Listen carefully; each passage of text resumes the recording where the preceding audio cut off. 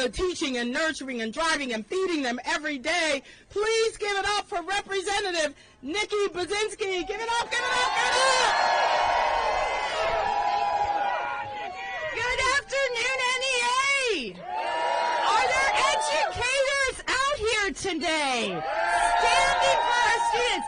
Are there education support professionals here today?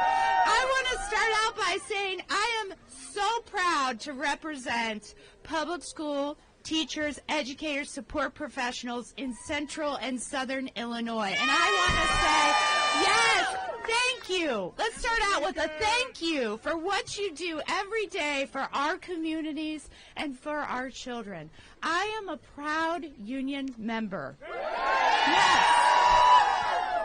And I'm a proud product of public schools. I am a proud granddaughter of members of the Illinois Education Association. And I am here today to stand and fight with you. With you.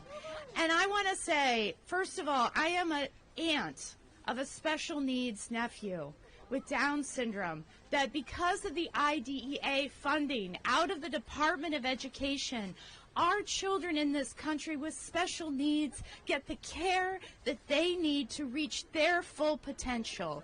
You are all a part of that, and I want to say again a thank you for that. I've been meeting with community colleges this week to hear from them about how scared they are about their TRIO funding. TRIO funding helps provide first-time college students for their families to go to a community college and get an education. And that's what we're here fighting for. We're fighting for these young people, for these families, for adults that need training to get into a second career. And what we're fighting against is Elon Musk, an unelected billionaire, and President Donald Trump, who we all know the scam that this is about, which is taking our corporate tax rate from 21% to 15%. And doing that on the backs of our children, on the backs of educators, on the backs of our public school system. And we're here to say hell no. Hell no.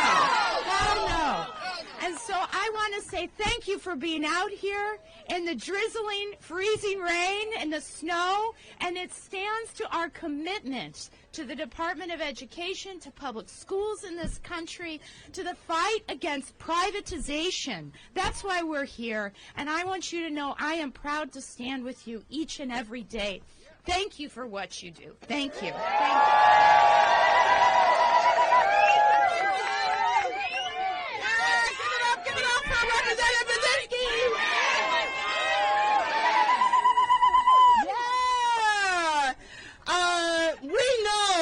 That real students, real educators, real communities will be impacted by what this administration is trying to do. Will we let them do it? No! I didn't think so. We want to hear from an educator, someone from the, all the way from the great state of Kansas, a high school special education teacher who was the teacher of the year. Give it up for Brian Skinner!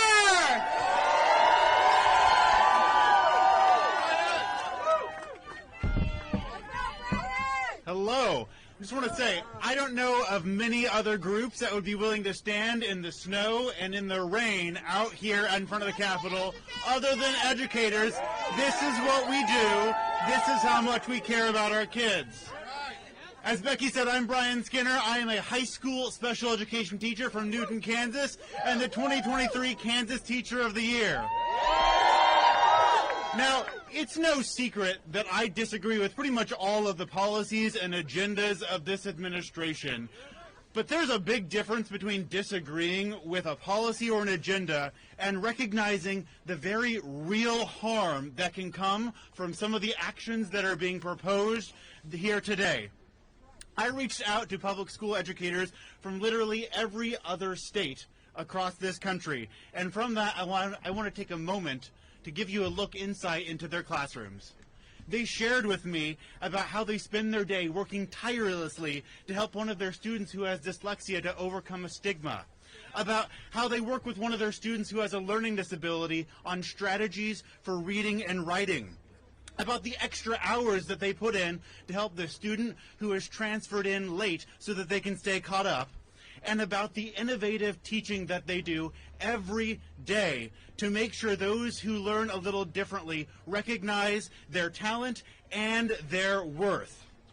Title I funds are proactive measures to help students before they fall behind.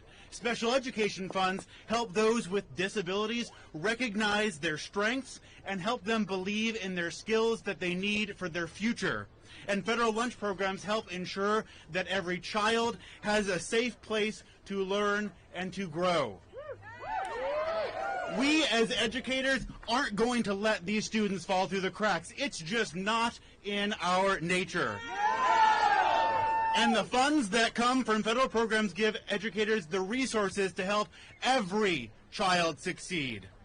One of the most resounding questions that I get in my life is, why am I a public school educator? And it's easy. It's because I see the possibilities from each and every one of the students that I work with. Each and every one of them. It's because I've seen the positive impact of having someone work one-on-one with a student and show how much they care. And it's because, like many of you, I am proud to be a product of public schools.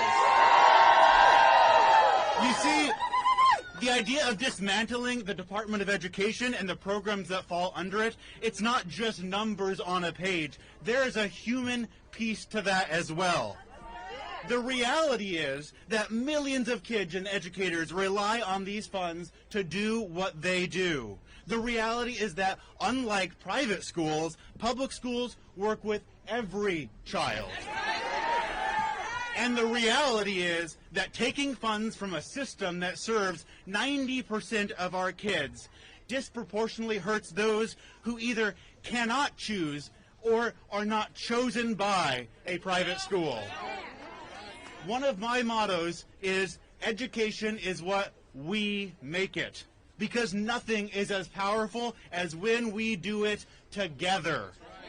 It is together that we build connections with students and help them find their place in this world. It is together that we beat back harmful legislation. And it is together that we are going to make sure our voices are heard and these federal programs stay intact. We know that every child deserves to achieve their best success. So when you leave here, my ask is that you tell your stories, you make sure that your voices are heard, because that is what our students deserve. When we fight, we win! Thank you.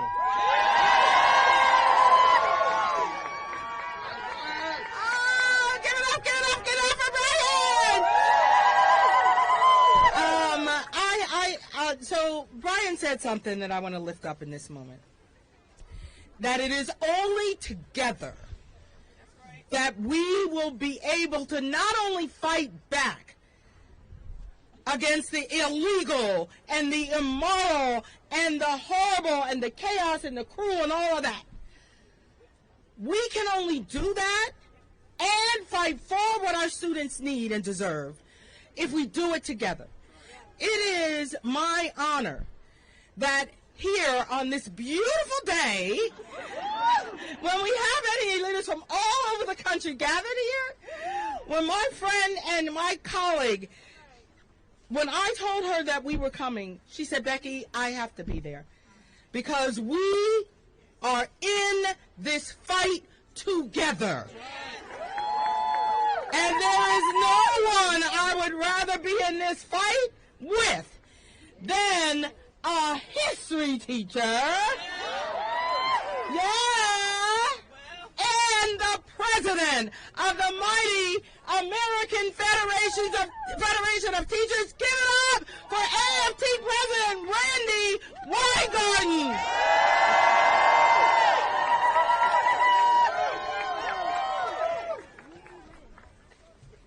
And an Eagle fan. I know. know, but we actually have to have fun. Joy is an act of spiritual and political resistance. Remember that. And every teacher and support personnel I know, in every classroom we are in, understand that, particularly on a bad day.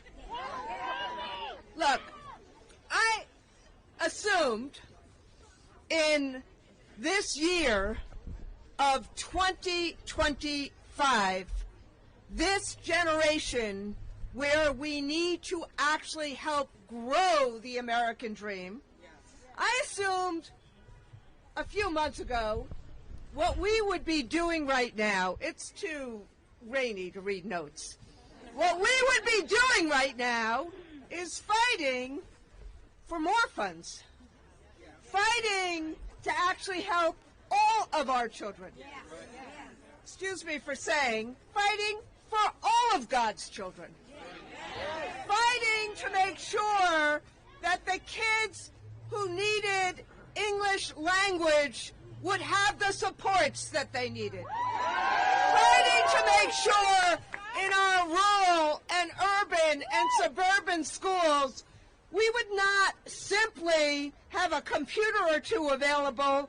We would actually be doing work in terms of AI and making sure all children understood how to navigate AI. Fighting to make sure every child who had some kind of disability would have the funds that they needed to succeed everywhere. Fighting to make sure every young adult who wanted to go to college would have the ability and the financial support from the federal government to go to college. Not just, with all due respect, Elon Musk's children. Fighting to make sure that the 60% of kids that graduate from high school and don't go to college had lots of opportunities in this new world, this diverse world. Lots of opportunities in healthcare, in cybersecurity, and all these things. That's what I assumed, that in this moment of time in American history, we would actually put our kids first. And look what we have to do instead. Look what we have to do instead. We'll do it. Exactly. So instead of fighting for the things that they need in, frankly, a system, hear me, Donald Trump, I'm a civics teacher, the states and localities actually do run schools. And they have run schools, and frankly, we want them to run schools. So instead of fighting for more, and instead of fighting for our future, now we have to protect our future. Now we have to protect our children.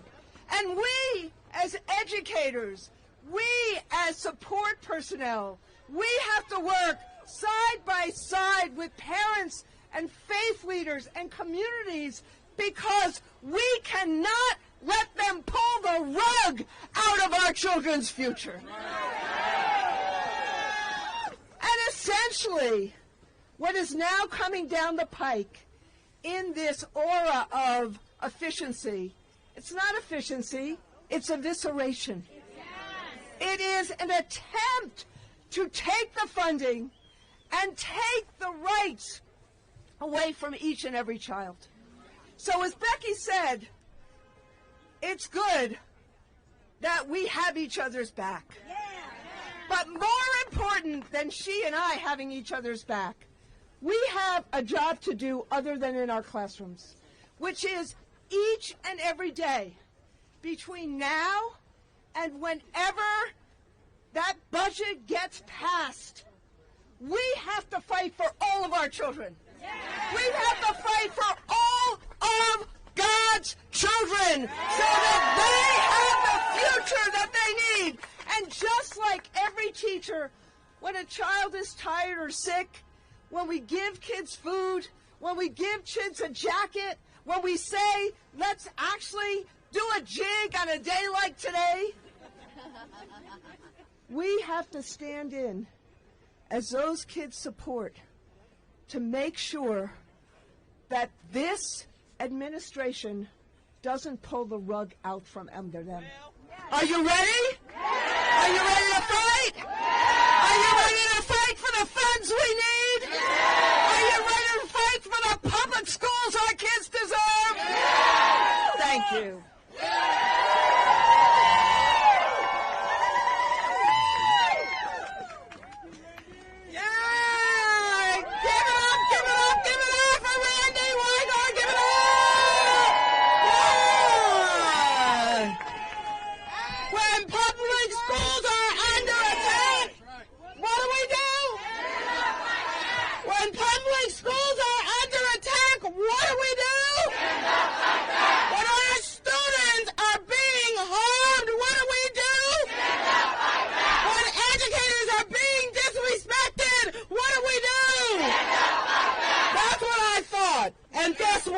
We are not fighting back alone. We have parents and students, and we have the voices and power of our civil rights organizations and leaders with us today and with us throughout this fight.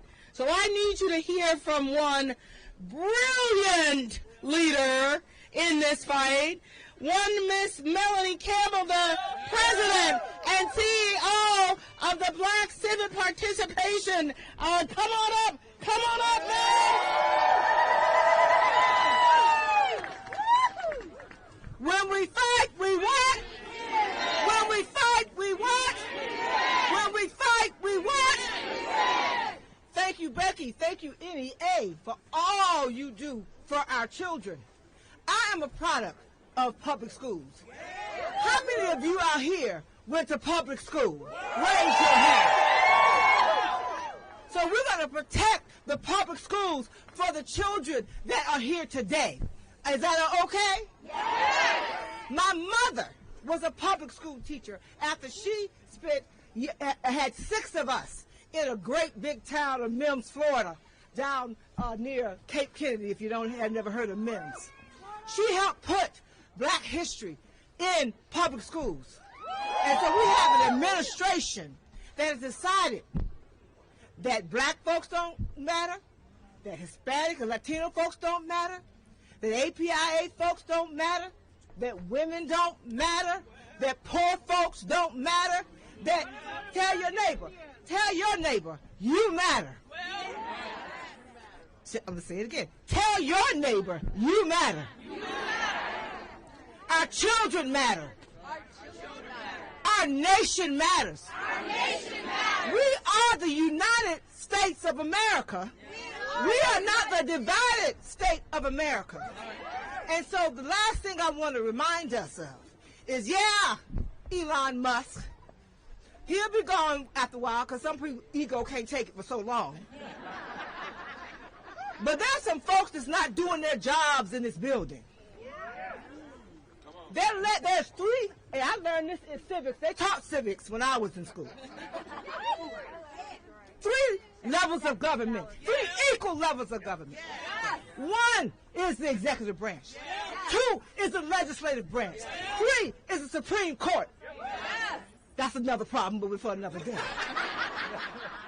So we got to also put pressure on those folks in this building. I'm nonpartisan, so somebody else can say exactly what I'm trying to say. Y'all know what I'm talking about. The ones that are sitting there who control the agenda in the United States Senate and the House.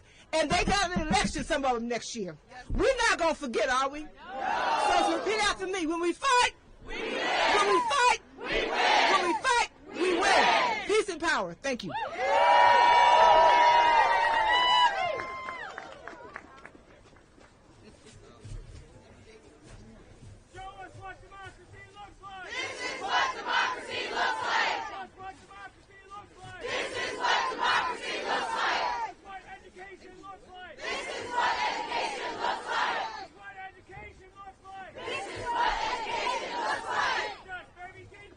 Yeah! That's what we do every day, all day. Now, you know, all up and through that DEI executive order,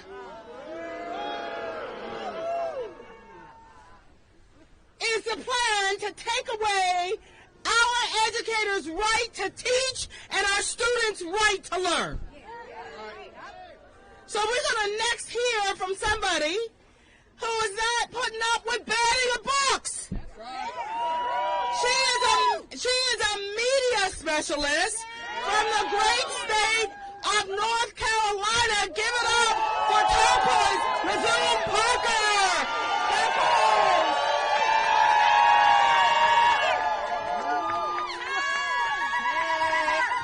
Hey, y'all. Hey, y'all.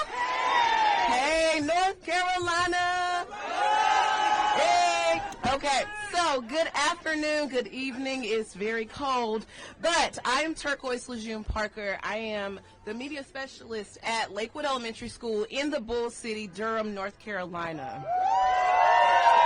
Thank you. I'm with you all representing North Carolina's 1.5 million public school students and 100,000 public school employees. Fully funded public schools include, at a minimum, an instructional assistant in every elementary school classroom, critical support services like our exceptional children's and our English as a second language staff, our bus drivers, custodial staff, cafeteria workers, and more. And that is my focus for today. One of my colleagues, a fourth grade teacher, had previously worked as a hospital-based pediatrician, and she said, what is true in the pediatric ER is also true in our classrooms. It doesn't matter how good you are, how smart you are, how educated you are, how much of an expert you are. You can't help multiple patients at one time. It takes a team to deliver the basic services, and we must deliver for our children, and not just our children, but for all children. Yet, far too often as educators, we see that the resources provided are not adequate for us to support our students. If we are very serious about advancing all of our students and all of our public school workers, we need to provide them with more, not less. And in Durham, I hear from my colleagues, my parents, my friends, and my family members that they cannot believe that this administration, and I won't even say that name, as Secretary of Education, are going to cut funding and dismantle public education as we know it, but we won't allow that. Not on our watch. There is urgency in our classrooms, on our buses, our cafeterias, our offices, in every aspect of our schools. And I know that you all aren't standing out here for nothing, that you all agree that our objective is to not provide our community with a mediocre educational system. Educators and parents agree we want solid leaders who believe in the promise of public schools, who listen to those of us who know the names of our kids who enter our school buildings every morning. Now, you can roll up to my school any morning and you can hear the Temptations blasting from 10 miles away. And especially if you show up on Tuesday for Traffic Cone Tuesday, where we're dressed in life-size traffic cones, greeting kids, and we know every single kid's name. We know their name. We know their families. We know their community. I call them Mrs. Parker's professors. We need leaders who will show up in the snow, march in the streets with us, and understand that we must invest in our students, not dismantle a system. Nobody is free until everybody is free. So we must bring everything that we can out of every instructional day so our students can succeed. And that means that every school employee is key to making that happen. Yet, here I am in the shadow of our nation's capital, hearing about an agenda to dismantle public education and with that, destroy the promise we make to students in my state, in North Carolina, and communities all across this country. We're committed. Our school employees simply cannot run any faster. They can't sleep any less. And they can't add another bus route. They can't cover another class. And they will absolutely never be able to serve 2 and 3 and 4 groups of kids at one time. So here we are in the snow and the rain, still looking cute, demanding that our leaders provide that same dedication to us. We will not, and we will never be able to compensate for what our students are about to lose if we don't defend and fully fund our public schools. And because we're in Black History Month, I want to leave us with this African proverb that reminds us and it signifies the well-being of the community by asking, and how are the children? Thank you.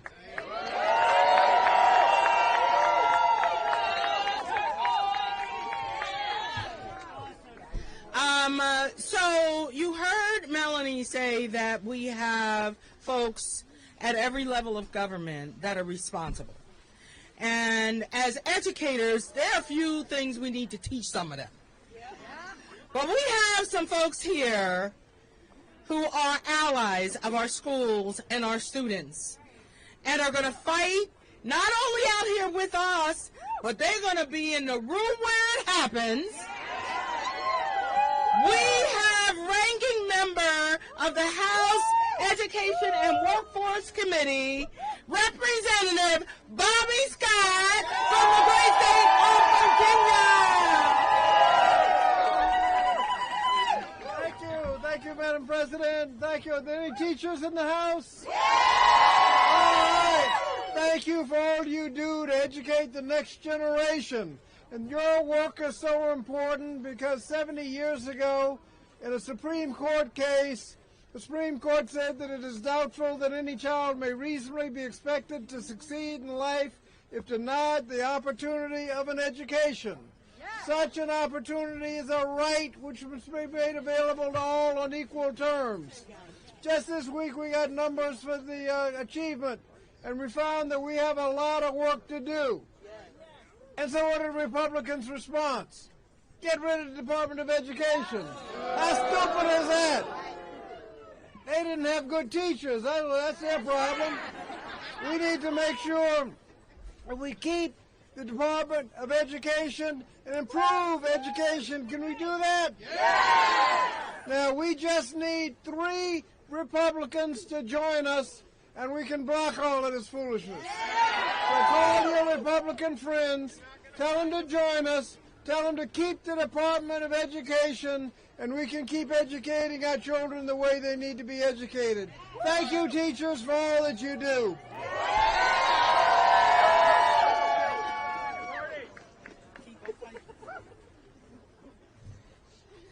Keep on fighting for us, Bobby. Keep on fighting for us. And he's not alone. Representative Scott has many allies with him who are fighting for us, with us, inside of that room. One is an educator from the great state of North Carolina. Give it up for Alma Adams! Give it up, give it up! Good afternoon. Oh, I'm sick and tired of being sick and tired. And I wish I was here under different circumstances. But I'm pissed off. Our public education in America is under attack. Not by budget cuts, not by policy debates, but by the people who want to tear it down. Now, we're literally seeing legislation coming out of Pennsylvania Avenue, not in Congress. Yesterday, Elon Musk's so-called Doge was inside the Department of Education on the sixth floor, canceling grants and contracts. And let me say that again. They were in the building. They were gutting federal education programs, slashing funding, and ripping away support from our students, our teachers, and our communities. Now, I was at the department recently with other members of Congress. They wouldn't let me in. They wouldn't let us all in. We needed an appointment, they said. But they're letting those crooks in, not members of Congress, and that's absolutely absurd. And so they're not here to reform education. They're here to dismantle it. They're ripping resources from students. They're cutting lifelines for teachers and handing power to the highest bidder. Now, that isn't governing. That's a hostile takeover, and they know it. And here's what at stake. 26 million students from low-income backgrounds who rely on federal support. 7.4 million with disabilities. who depend on special education services. 86 million students and parents counting on financial aid for college or career training. But that's exactly what Trump and Musk want to take away. And what they're doing is damn illegal. You know, the courts have blocked their funding freeze, but now they're doing it anyway because they think nobody will stop them. They're trying to dismantle public education by executive order. You know, they want to defund our classrooms. They want to silence our teachers. They want to leave working families with nothing. And I want to challenge Speaker Johnson today. Put Trump, pull him back, and demand that Trump pull Musk back. Because if you sit by, Mr. Speaker, and let this happen, you are complicit. But let me just tell you this. We're going to keep fighting. We're going to fight for our students. We're going to fight for our schools. We're going to fight for every child in every classroom, in every zip code. Because education is not a privilege, it's a right. And we're not about to let Trump or Musk take that right away. They know they're wrong. They know it. And I'm sick and tired of being sick and tired. Damn it.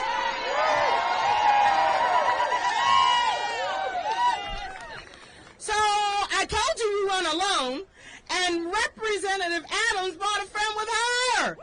Yeah! We have Representative Becca Ballant from Vermont, and she also is an educator.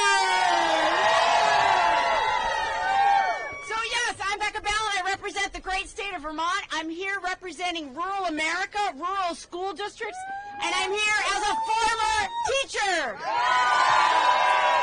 But I'm also here as a mom of 2 kids in public high school.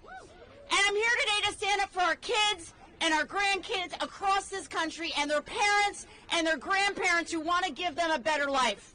Because that's what education can provide. And I'm thinking about all the students I had across all those years that I taught. Kids from all different backgrounds with hopes and dreams.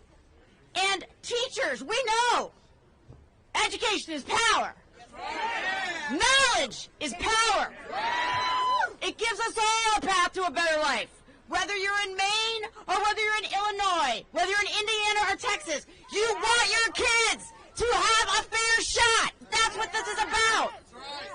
That's why I'm out here today. I want every single kid, regardless of where they live, to have a better shot at life. And tearing down the Department of Education will not do that. We have to stand with our kids, and that's why we're out here. And I will say, I feel like I'm home in Vermont with this weather. This is amazing. So look, I know millions of Americans right now, they're exhausted. They're tired. They're overwhelmed. I get it. But there is nothing more important to us than our kids. Nothing. So we have a legal obligation to make sure that we provide every student with the resources that they need to succeed. Look, if we let Trump pull down the Department of Education, these kids are not going to have a shot. It's as simple as that. You know it. You know it in your classrooms. You know it as parents. Lots of parents out here. We can't let that happen. That's why I'm out here today, to make sure that our kids have a path to a better life. So say it with me. Knowledge is power. Knowledge is power. Knowledge is power. Knowledge is power. Don't lose a fight. Don't lose hope. Yeah, each one reach one day. Representative Ballant, thank you for bringing with you Representative Suzanne Bonamici from the great state of Oregon. Give it up, give it up, give it up. Thank you. I'm from Oregon. This is missed, right? I'm Suzanne Bonamici, and I'm here to fight for public education. Thank you to the AFGE, to the AFT, to the NEA, and the whole alphabet of support for our educators and for public schools. So education is the best investment we can make in our students and for our future. I was a public school parent for many years, about more than 15 years, with my 2 kids all the way through public schools. I went to public schools. My family, my husband, we went to public schools. We believe in public education. And I'm here to tell Donald Trump and his unelected co-president Elon Musk that we will not let you destroy public education in this country. We will not let you dismantle or defund the Department of Education, and we will not let you privatize public education. So look what we're seeing. Sounding familiar because it's right out of the Project 2025 playbook, right? Well, and we know that Trump and Musk and the Republicans in Congress want to defund student support. What does that mean? IDEA. I have never had anyone say to me in Oregon or anywhere, we need less money for IDEA. We need to fully fund IDEA. We need Title I. It's about bringing more equitable opportunities for our students. That's why Title I is so important. Support for professional development for educators and education research, which is now also under attack. Well-rounded education and technology for students. Student aid to help students who want to go to college access affordable higher education, right? And importantly, what else does the Department of Education do? Protect the civil rights and non-discrimination in public education. Well, I'll tell you, we're not going to stand by while the Republicans and Trump try to destroy public education. I have a resolution, House Resolution 94. We're really close to having 80 co-sponsors supporting public education in the Department of Education. We say no to vouchers. Vouchers are directing public dollars to private schools, usually to wealthy families that already have their kids in private education, with no accountability. Public dollars are for public schools. And for many rural schools, I represent Portland, Oregon, which is Portland, yet it's awesome, but I also have rural districts. Can you imagine? The school is the heart of their community. What would they say if somebody says, okay, we're taking your public school funding away, but here's a voucher for your kid. There's no other school. So, and they also don't need to open up access to everyone, and there's no accountability. So we're going to oppose these attacks. We're going to continue to fight. If we can't legislate, we will litigate. We will not back down. We will not stop fighting for public education. Thank you for being in the fight with us. Thank you. Resolution 94. Yep. Yeah. All right, guys, you heard it. Resolution 94. We need co-sponsors. Go get them. Yeah. Now, we're doing all of this for our students, right? And our public schools and our democracy. So we know that our young people throughout history have stood up and been the activists we need them to be. So I need you to hear from our students right now. Right now. We have with us Crandall. There you go. Come on, give it up. Give it up. Give it up for our student activists. Hello, my name is Ada Crandall. I'm 18 years old, and I have attended public schools for my entire life.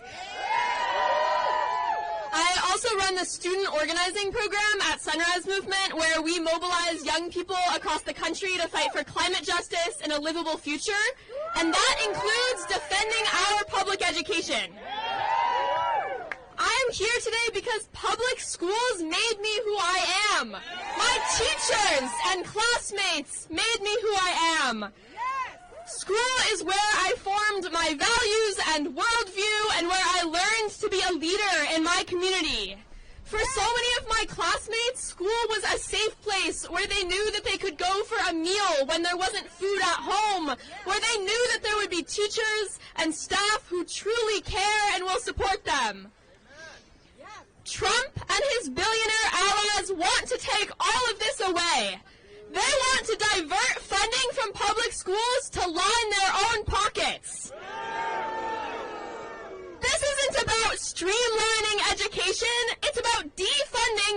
schools at the cost of our black and brown classmates, of working class communities, so that they can continue to profit at our expense. This fight is about whether we invest in students or let billionaires dismantle public education for profit. Young people like me are fighting back because we know that we deserve better. We deserve to go to fully funded classrooms and fully funded schools with teachers who make the wages they need to survive and support us. And let's get this clear. Trump is using executive orders and billionaire allies like Elon Musk to bypass the will of the people because he knows that his education agenda is deeply unpopular. The majority of Americans support public education funding, but Trump and his billionaire allies are trying to manipulate the system to push it through. Young people demand that our elected officials do everything in their power to fight back against Donald Trump. Democrats must use every tool available: procedural obstruction, mass mobilization, engaging the public to stop Republican extremists from destroying our schools and our lives. If Democrats fail to act boldly in this moment, young people like me's futures will be on the line. And they will lose the trust of young voters who expect real leadership in this fight. So right now, our leaders have a choice. In the face of an authoritarian government, what will it be? Students like me or billionaires? My generation will be watching.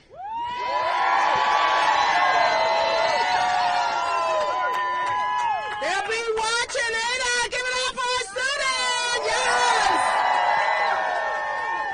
Tell me what democracy looks like. This is what democracy looks like. Tell me what democracy looks like. This is what democracy looks like. Tell me what democracy looks like. This is what democracy looks like. Yes, yes, yes. We have with us now a representative all the way from the great state of Texas, the 35th district. Wait, come on. Go. Yeah, of course. How are we doing today? Do we have teachers in the house? We got any math teachers in the house? We got some. I think that Elon Musk needed better math teachers because he says he's looking for savings by going after the $4 a day we send to make sure students have lunch every day instead of looking at the $8 million a day that go to Elon Musk in federal contracts. We can't let Elon Musk and Donald Trump gaslight us and say this is actually about saving the government money when they're not looking at big pharma, they're not looking at big tech, they're not looking at the billionaires that hide their money in the Cayman Islands. They say they want to come after the Department of Education.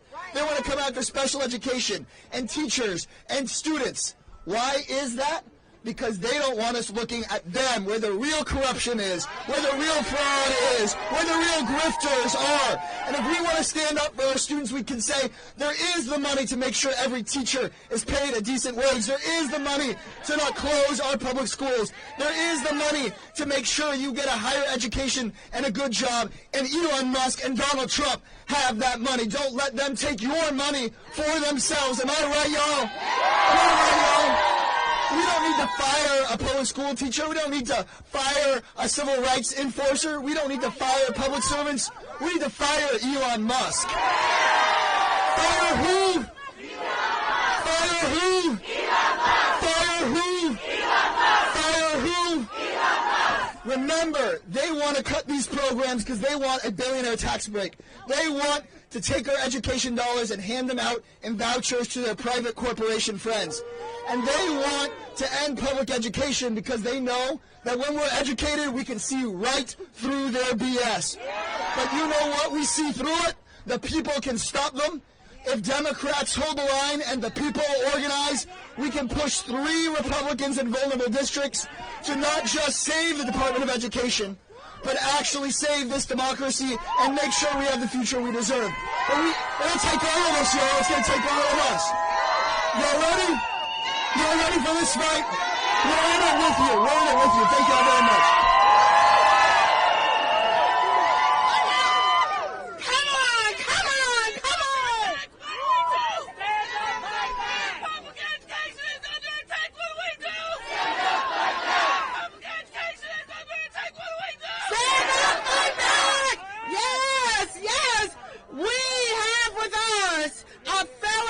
Educator who, like us, we ain't falling for the rupee. We ain't falling for that. We understand the assignment. Just like this educator from the great state of California, give it up for Representative Mark Takano. Hello. Well, for 24 years, I worked day in and day out to make sure my students got the best education possible. I'm going to tell you, I know there are teachers here, right? Teachers? Well, I'm going to tell you, the community college trustees, the elected ones, are also here, and the LA Community College trustees came to see Nancy Pelosi and me and the California delegation, and Alberto Roman, who is the acting chancellor of the district, looked at me and said, "Congressman, you don't remember, but I was your student many years ago." Talk about education making a difference. When I was a teacher in the Rialto Unified School System, it was a low-income system. I'm so proud to see Alberto Roman ascend to the heights to be the leader of the LA Community College system. So we all know that public schools are vital. I saw evidence of it today, and that's why I and 30 other members of Congress, including Jan Schakowsky and others, went to the department on Friday to seek a meeting with the acting secretary, demanding that we know, Denise Carter, will you obey an illegal order from the president to shut down the Department of Education? That's what we wanted to know. And you know what? Instead of us being able to go and see her, we walked to the doors that said all access, and they locked us out. They locked us out. The irony of members of Congress on an oversight mission to as a co-equal branch of government, to check the president on his illegal attempt to not spend appropriated monies where they should go for our special education students. You know what? Republicans, Democrats come to me. They're not asking me to shut down the Department of Education. No. They're asking me to fully fund special education. Fully fund IDA is right. So, look, we just don't need 3 votes from the Republicans. We need a Speaker of the House to stand up for the co-equal branches of government. It's a basic lesson of the 3 branches. So, look, hang tough. We are not giving up. The public schools are your schools. The public schools are my schools. They do not belong to Elon Musk or Donald Trump. So we're going to give hope to everyone that we are going to stand up and fight for democracy, and we are going to stand up for the Constitution, and we are going to make sure, and you know what? We're going to make the Republicans like it. Thank you. Thank you very much.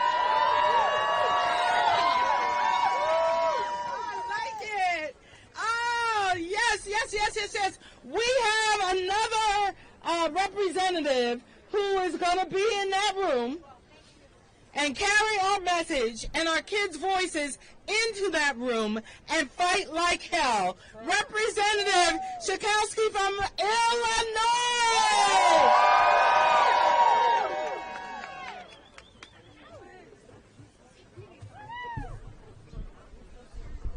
I have made a decision that I am not going to miss one demonstration against Trump, and I'm here with you.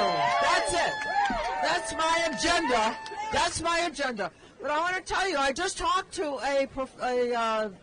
a press person who said, well, you know, Donald Trump has broken the law.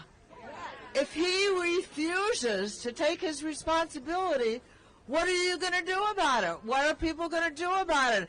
I said, we are going to take to the streets. We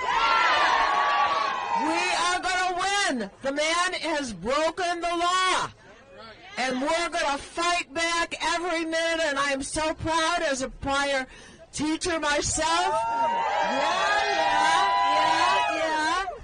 That we are going to win, because when we fight, we win. Right, thank you.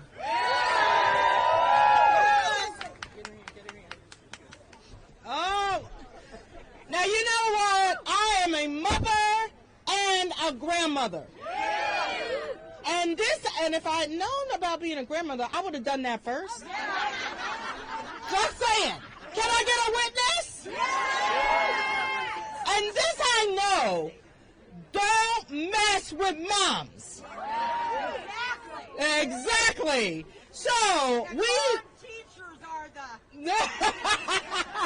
So we want to hear from those people who work with us every day. And Donald Trump's attempt to separate us from our parents, we will not stand for. Give it up for Daniela Knight, a mother, an activist, and a leader in Moms Rising. Give it up! Give it up! Give it up!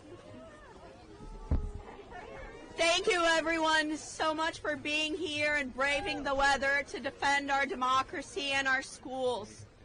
I'm Daniela Knight. I live in Annapolis, Maryland. I'm a proud member of Moms Rising and mom to 3 amazing, talented, hard-working kids in public school. An 8th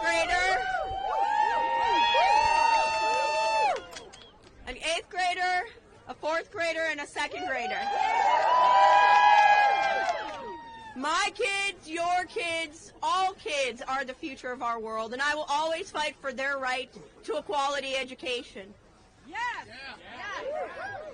Along with millions across the country, I'm horrified by President Trump's aggressions on our democracy and our institutions, especially the direct attacks on the public schools where our kids learn, discover, and grow every day. I'm here today to stand with all of you and say loudly and clearly that moms want our schools to welcome and educate all children. We moms are outraged that Trump's nominee to lead the Department of Education is completely unqualified for the job. Public schools are at the heart of our communities, but time and time again, Linda McMahon has advocated to defund our public schools. She puts politics over the well-being of our students and wants to shift hard-earned taxpayer dollars to private institutions. No. She is unfit for the role, and we're counting on the Senate to reject her nomination. Come on, Republicans. We know that our fight is just beginning, because Trump wants to unconstitutionally dismantle the entire Department of Education. No! The U.S. currently ranks 18th in the world. We need to strengthen our education, not sabotage it. Every child is a gift endowed with value from our Creator, and all have a part to play in the collective story of humankind. It is that ingenuity and potential that the Department of Education seeks to nurture. But Trump wants to take that away and abandon our children and our communities. No. We say no. We won't stand for that. Without the Department of Education, kids like mine would lose critical resources like mental health assistance, after-school programs, career prep, and other support that help them thrive and achieve. 2 of my children are neurodivergent, and they rely on the support and accommodations in their 504 plans. Yeah! Give it up for accommodations to get an equal education. Yeah! Every kid. Our president wants to take them away. No! If that was not enough, as a mom of a transgender kid and a queer kid, I am especially horrified by President Trump's attacks on our LGBTQIA students. My teenage daughter said to me in disbelief, "My president doesn't want me to exist." We love you. We love you. We love all of you. Even in times of darkness when there are forces trying to divide us, I have hope. I know that although so many were lost, we just survived a worldwide pandemic together. Our love for each other is stronger than hate, and these attacks on our children, our schools, and our institutions of government will not stand. That's right. Every student deserves a quality education. Every child deserves to be safe and valued at school, regardless of gender identity, orientation, immigration status, race, or any other factor. Exactly. Every kid, every kid, every kid. Along with Moms Rising, moms, dads, teachers, and caregivers are making our voices heard, and we're ready to fight for the schools and the education that our children deserve. They have the funding they need to provide high-quality education, cultivate learning for all abilities, schools that are safe, welcoming, and affirming to students of all identities, where teachers are paid what they deserve and treated with respect. Schools that are free from gun violence. Where all students are treated with dignity and respect. They can discover their gifts, their passions, reach their potential, and join us all in the fight for a better tomorrow. Our communities, our economy, and our collective future depends on our children's health and our public schools. I ask you today to stand against unconstitutional executive overreach, against Linda McMahon and defunding the Department of Education. Moms are counting on Congress to act decisively and protect our children, protect our schools, and protect our public education. Thank you so much for having us today. Thank you for being here. Thank you for standing strong.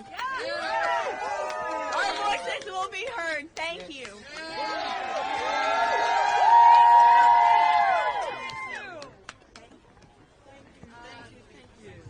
My fellow transgender children, don't try suicide. Support transgenders! Students of America, we love you, we support you, and we will fight for you. That's what it's about. That's why we're here. We have another mom with two children in public education who happens to represent the people of Hawaii. Give it up for Jill Takudon. Aloha, everyone. I am trying to bring as much warmth and sunshine here as I can. But I will tell you something. I am here in Congress because of public school teachers and our public schools. Let's give a hand for all of them right now. And I am 6,000 miles away from my children. I leave them every weekend for days and days at a time. I haven't seen them for 10 days. Why? Because we need to be here fighting for them in this building. I can tell you something. President Musk and his sidekick Trump, that wrestling lady, they ain't never spent a day in a public school. They don't know what it's like to learn and to realize this is your greatest chance, your equalizer. And now they want to shut it down. The very people who paid for their kids to go to private school, they want to take every opportunity away now from our children. Hell no, is what I say. We are here to tell you, mahalo, thank you for fighting. We will not stop. Whether it's raining, snowing, sleeting, or hot, we will fight till this day, side by side you. And I want to just tell you, mahalo and thank you to the NEA. Let's give them a hand. I know AFT is here somewhere too. And the American Federation of Government Employees. Let me tell you, We are here for our schools, but our federal employees need our help. They need a little help too. So thank you so much. I'm going to end this real quick, but let's say it 3 times what's on this banner. Protect students, protect public schools. Who's with me? Protect students, protect public schools. Protect students, protect public schools. Protect students, protect public schools. Thank you, my friends. Mahalo. All right. We have our federal employees right here in front of us. Right here in front of us. As they rallied yesterday, they are here rallying with us today. And we will stand up for them. Just like they stand up for our kids and our families and our communities every day. Let me hear you say AFGE, AFGE, AFGE, AFGE, AFGE.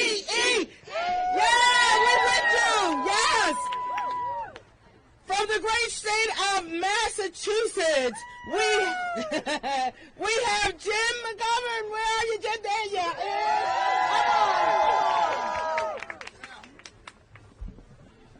I stand before you as the proud brother of 2 sisters who are Worcester public school teachers in Massachusetts. This is personal to me. I love teachers. And it takes, I'm losing my voice, I can't believe it.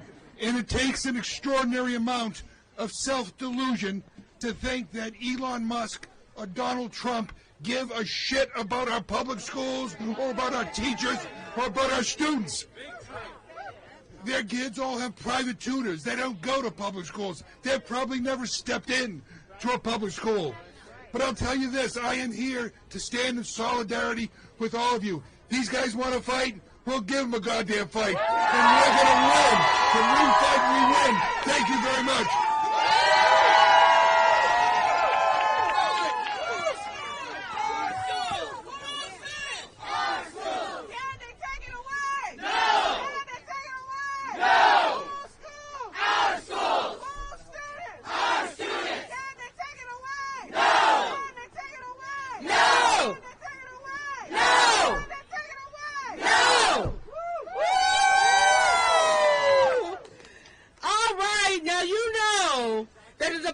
Education doesn't just provide resources and support for our K-12 students and schools. They provide support for higher education, for our students and for our educators, faculty, and staff. Exactly. That's exactly right. They take care of our students. So we need to hear their voice. And we have with us Alec Thompson from the National Council of Higher Education. Yeah! Our professor and educator. Come on up here, Alec.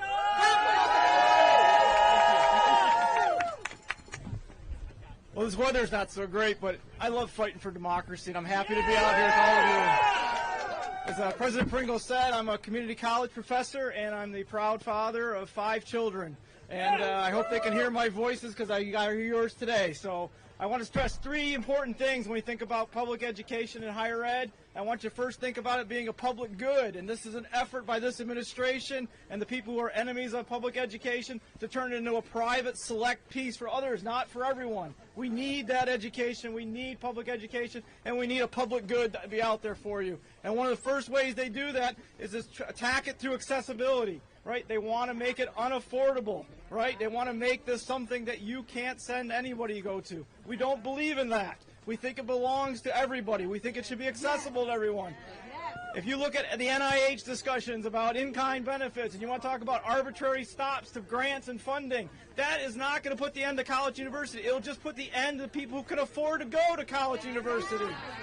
It will be a cost shift. Students will pay that, and they will pay that going through private predatory loans that they will then saddle their futures with. We are not making public education better by denying accessibility.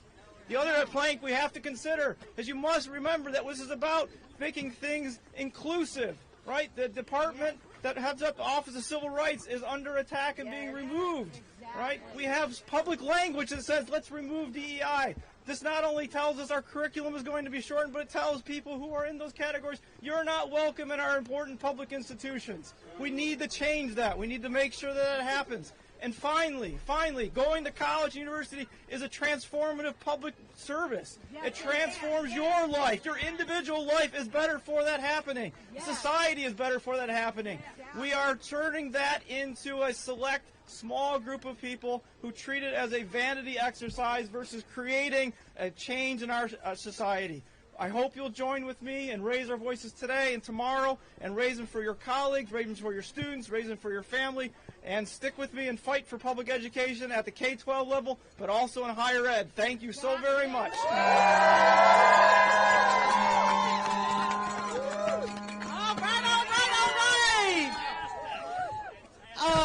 Our final speaker this afternoon is a very dear friend. Yeah, we're a very dear friend. She is not only an educator and champion, she is one of the most powerful voices that we have inside that room. She is our forever Teacher of the Year, Johanna Hayes from the great state of Connecticut.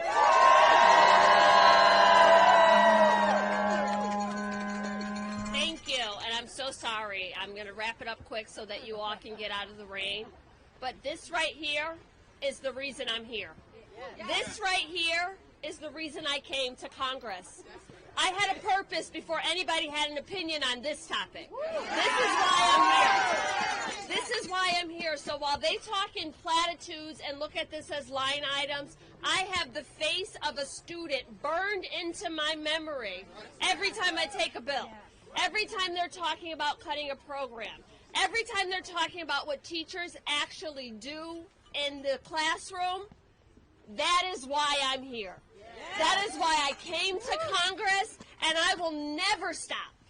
I will never stop standing up for those kids because, as you just heard, college is not a vanity project. My kids deserve the opportunity to at least try if they choose to. If they want to get a technical education, they should be able to do that. If they want to go to college, they should be able to do that. Make no mistake about what is happening here. 1 million children attend private voucher school programs. 49 million children attend public schools and deserve access to a high-quality public education. Even if they wanted to shut the department down, there is no way they could find spaces for all of these students. There is no way. What they fail to realize is that the special education students that will be affected by this. An IEP is a legal document. So removing the funding, removing the department, does not remove the obligation to serve those children. So one of two things will happen, and I want everybody to listen closely. Either your communities will have to make some hard choices about what other things they have to cut so that they are not breaking the law, or your property taxes are going to have to go up so that they can provide services to those children who are protected by the law. So educate yourselves. Their problems and the challenges and their gripes with the Department of Education about curriculum, instruction, and classroom materials is not even what the department is in charge of. You already know. Those decisions are decided at the local level by state and local boards of education. You would think that someone wanted to dismantle the Department of Education would have at least did their homework first. Would have at least knew what the department did. Would have at least knew what the department did, but this is a calculated, targeted attack. And I'm not going to say DEI, I'm going to say diversity, equity, and inclusion, which doesn't just mean black and brown faces. It means students who learn differently. It means students who have special special needs. It means students who have different religious backgrounds. It means students who are English language learners. It means literally everybody. It means having a ramp that goes into your public school. It means your behavior therapist or your occupational therapist that just helps a student to hold a pencil because they have the information in their head and can't write it down. I think that we have to do a better job of letting America know exactly what this means. You want to cut some programs? Let's talk about it. Let's talk about it. What does your kid need at their school? Because I promise you, when you start talking about cutting the programs and the services that families depend on and that they don't get anywhere else but inside of their public schools, this conversation will shift. So listen, y'all wear me out this week. Y'all wear me out this week. But there is, and we just getting started. We only 3 weeks in. We got 1,437 days to go. But not that I'm counting. But this is so fundamental to who I am. I grew up in the projects, and now I'm a congresswoman.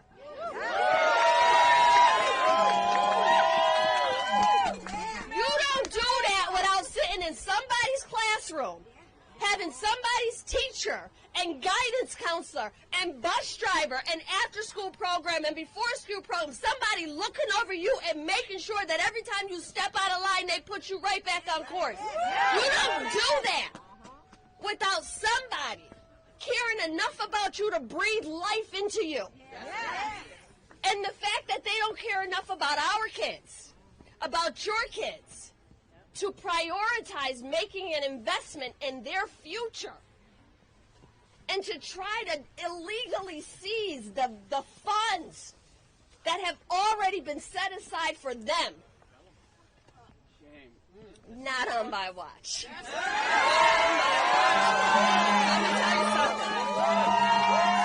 me tell you something. We're about to find out what happens when you mobilize 3.5 million public school teachers. We're about to find out what happens when you tell parents, I'm coming for your kids. I'm coming for your school. I'm coming for your teachers. We're in the find out stage now. We're in the find out stage now. Because there is no future of a nation if we can't even agree that investing in our children, investing in their global competitiveness, making sure that they have what they need to be on green and ready to learn. And if they want to talk about reforming the Department of Education, about opening the books, about I'm game. Because if we're having a real conversation, it's going to include why are kids come to school hungry? Why are they homeless? Why don't their families have access to family medical leave so they can stay home with them when they're sick? Why didn't they have birth to 3 initiatives? Why weren't there enough Head Start slots? Why didn't their parents have pre- and postnatal care? You want to talk about it? Let's talk about it. Let's talk about it. Let's talk about it. So, listen, stay hydrated. Buckle up. It's going to be a bumpy ride, but there is nothing in this moment that is more important than this. Without educating our children, nothing else we do in this building matters. Nothing else matters. So thank you. Thank you. Like I said, I had a purpose before anybody had an opinion on this topic. And I am walking in that purpose because every one of you right now today is teaching me. Me. 12-year-old me is in your classrooms, in your neighborhoods, in your community, just fighting for a shot. Just trying to breathe, literally and figuratively, air. So we just start.